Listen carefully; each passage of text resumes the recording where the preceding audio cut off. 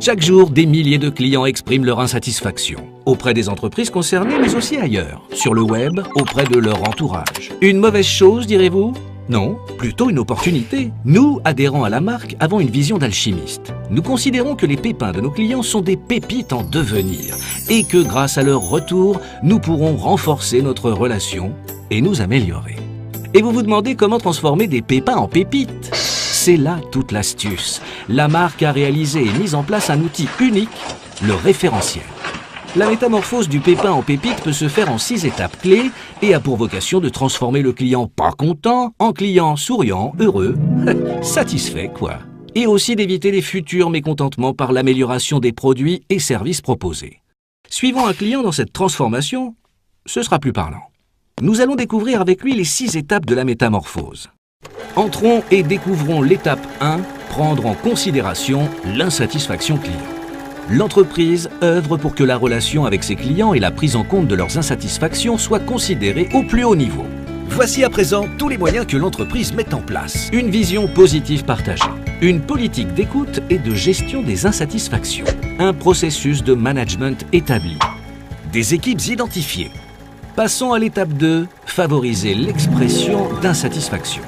Eh oui, c'est bien que l'entreprise soit apte à traiter les réclamations, mais il faut encore qu'elle puisse lui parvenir. Pour cela, les canaux de communication doivent être activés. Site internet, email, téléphone, courrier, boutique, tous ces canaux doivent proposer un accès rapide et clair pour que le client puisse trouver facilement où et comment s'exprimer.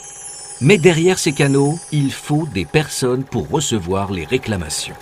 Voyons l'étape 3, garantir un accueil par des personnes compétentes. Chaque client doit être accueilli de manière définie en lui garantissant un accès rapide à un interlocuteur, l'identification de son interlocuteur, l'assurance de la prise en charge de sa demande, la certitude d'être tenu informé de l'évolution de son dossier. Et bien sûr, tout ceci est assuré par des personnes compétentes ayant reçu une formation spécifique mise à jour régulièrement. Entrons maintenant dans la 4e étape, apporter des réponses satisfaisantes. Chaque réponse apportée doit l'être en respectant les modalités suivantes. Privilégier un traitement interactif et immédiat. Accuser réception dans les 24 heures par email. Améliorer le délai moyen de réponse. Tracer toutes les insatisfactions. Informer le client sur le traitement. Confirmer par écrit la réponse apportée par téléphone. Exposer les modalités de recours. Les tracer et les analyser. Voilà donc la réponse à la réclamation du client. Si elle ne répond pas positivement à sa demande, on lui expliquera les raisons de cette réponse, tout en lui indiquant, si nécessaire, les modalités de recours. Voyons si la réponse a satisfait le client avec l'étape 5, mesurer la satisfaction suite aux réponses. L'ambition de transformer les pépins en pépites doit être vérifiée. Une mesure de la satisfaction est réalisée au minimum une fois par an sur un échantillon de clients. Les résultats sont analysés et un plan d'action préventive et corrective est mis en place. Et l'efficacité des actions retenues est bien sûr mesurée aussi. De plus, les clients ne livrent pas que des réclamations, mais aussi des suggestions, et souvent très pertinentes. Ces pépites doivent être prises en compte et surtout décelées. Passons maintenant à la dernière étape, la 6e. S'améliorer grâce au feedback. L'entreprise doit avoir une réelle volonté de recueillir les suggestions spontanées de ses clients. Tout doit être mis en place pour inciter à donner des feedbacks par tous les canaux disponibles.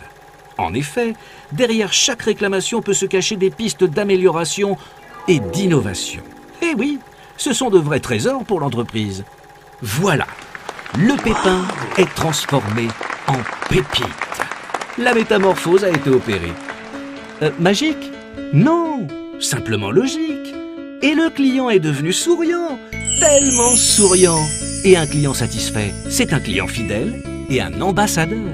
Vous aussi, retrouvez le détail de ces 6 engagements et des bonnes pratiques pour mieux gérer l'insatisfaction sur bonnepratique.amark.asso.fr.